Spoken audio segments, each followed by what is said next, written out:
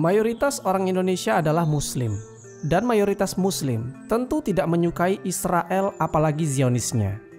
Karena saking mengutuknya bangsa Indonesia dengan genosida yang terjadi di tanah Palestina, masyarakat banyak yang memboikot produk pro-Israel di Indonesia. Hal ini menandakan bahwa kebanyakan jika orang Indonesia ditanya, apakah kalian menyukai Israel? Dan mayoritas pasti akan menjawab, tidak. Lantas bagaimana kalau pertanyaan itu ditanyakan kepada Israel? Apa tanggapan Israel jika ditanya soal bangsa kita Indonesia? Apakah mereka menyukai kita atau sebaliknya? Dan jika mereka tidak menyukai kita, seberapa besar kira-kira rasa benci orang Israel terhadap bangsa kita? Jadi inilah 7 jawaban jujur rakyat Israel tentang Indonesia yang diwakili oleh sejumlah publik figur penting dan media berita Israel. 1. Yair Lapid, Perdana Menteri Israel. Perdana Menteri Israel ke-14 dengan masa jabatan Juli sampai Desember 2022.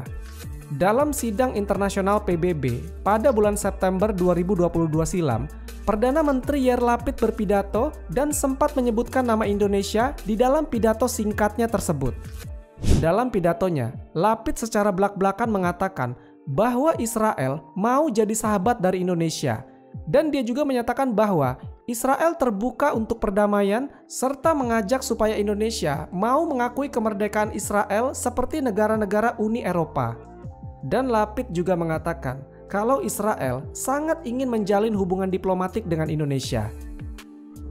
Dari sini kita bisa melihat bahwa Perdana Menteri Israel Yair Lapid memiliki pandangan yang positif tentang Indonesia. 2. Sagi Karni, Dubes Israel untuk Singapura.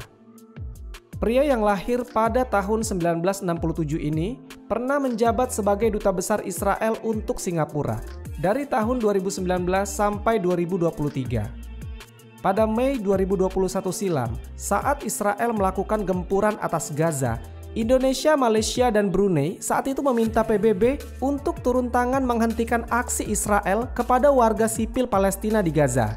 Akan tetapi, Sagi Karni yang menjabat sebagai Dubes Israel untuk Singapura justru melemparkan kritik balik kepada Indonesia. Dia mengatakan kalau Indonesia tidak jujur dan menyampaikan hal yang tidak benar. Sagi Karni mengatakan bahwa tentara IDF terlibat konflik dengan Hamas, bukan dengan warga sipil Palestina. Dari sini bisa ditarik kesimpulan bahwa Sagi Karni memiliki pandangan yang negatif kepada bangsa Indonesia. 3. Media The Jerusalem Post. Dulunya media ini bernama Palestine Post. Kemudian seiring berkembangnya zaman, namanya diganti menjadi The Jerusalem Post. Ini adalah media berita untuk daerah Israel dan Palestina. Mereka memiliki koran yang dicetak dalam bahasa Inggris dan Perancis. Dan mereka juga memiliki berbagai platform digital untuk menunjang berita yang ingin mereka sebarkan. Nah, dalam salah satu momen terungkap bahwa tim media berita dari Israel ini sangat tidak menyukai Indonesia. Mereka bahkan menyebut Indonesia dalam berita mereka bukan sebagai negara yang modern, melainkan Indonesia adalah negara yang terbelakang. Pernyataan media Jerusalem Post lalu tersebar luas hingga sampai ke telinga orang-orang Indonesia. Alasannya, karena Indonesia membatalkan rencana menjadi tuan rumah FIFA U20 tahun 2023. Sebab Indonesia mengetahui ada klub Israel yang akan bertanding juga, dan juga disebabkan karena faktor keamanan. Narasi penolakan ini tak hanya dari organisasi berbasis keagamaan dan umum. Penolakan juga datang dari pejabat-pejabat publik. Gubernur Bali Iwayan Koster mengirim surat kepada Menpora RI. Inti dari suratnya adalah meminta Israel tidak boleh bertanding di Provinsi Bali. Kemudian Gubernur Jawa Tengah Ganjar Pranowo juga menyatakan tak ingin Israel datang dan menginjakan kaki di Indonesia.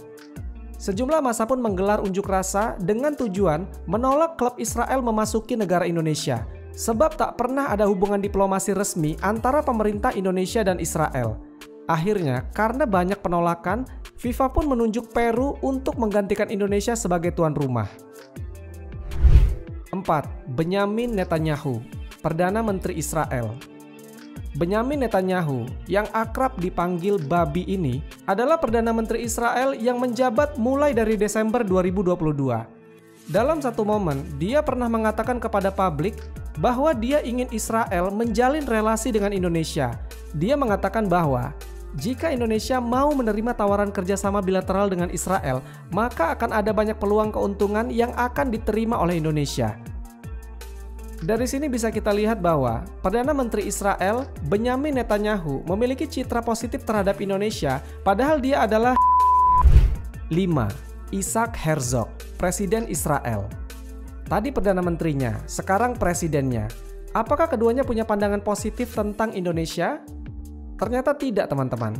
Isaac Herzog mengatakan bahwa dia kecewa dengan Indonesia sebab Indonesia menolak timnas negaranya, yaitu timnas Israel U20 untuk bertanding di Indonesia. Herzog menyatakan bahwa ini merupakan kesalahan yang fatal dan putusan yang salah dari Indonesia.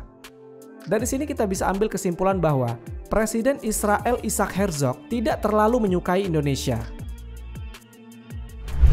6. Tentara Israel IDF. Dalam salah satu video yang dibagikan oleh TikTokers Ardoni Hazes, seorang tentara Israel terlihat begitu respect dengan Indonesia. Tentara tersebut terkejut ketika mengetahui bahwa dia tengah berbicara dengan orang Indonesia secara langsung. Okay, where are you from? I'm from Indonesia. Oh, you are Muslim? Yeah. Why? It's okay. Don't. I'm okay. Okay. No problem. So, salam alaikum. Wa alaikum assalam. Aywa. Aywa. How are you today? Oh, I'm good, bro. Great. Where are you? I am a soldier. Oh. I'm in a tank unit. Yeah. Meskipun si tentara ini tahu antara negaranya dengan Indonesia tidak baik-baik saja karena tidak memiliki hubungan diplomatik. Walau begitu, dia tetap respect dan profesional dengan Indonesia.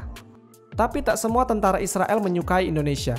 Para influencer lain juga ada yang mendapatkan ujaran kebencian terhadap Muslim dan Indonesia yang datang dari para tentara Israel.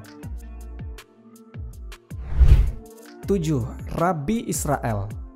Dalam salah satu video yang beredar di TikTok, terlihat seorang rabi atau pemuka agama Yahudi sedang memberikan pesan khusus kepada Indonesia.